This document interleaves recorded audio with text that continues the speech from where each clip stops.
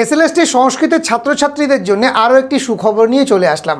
আগামী 21 তারিখ শনিবার বিএসএসসিআই তোমাদের জন্য আয়োজন করতে চলেছে একটি অফলাইন ক্লাস, যেটা ওপেন টু অল। অর্থাৎ তুমি বিএসএসসিআই স্টুডেন্ট হও কিংবা না হও তাতে কোনো অসুবিধা নেই। তুমি যদি সংস্কৃতের পরীক্ষার্থী হও তুমি অবশ্যই আসতে পারো আমাদের এই সেমিনারে।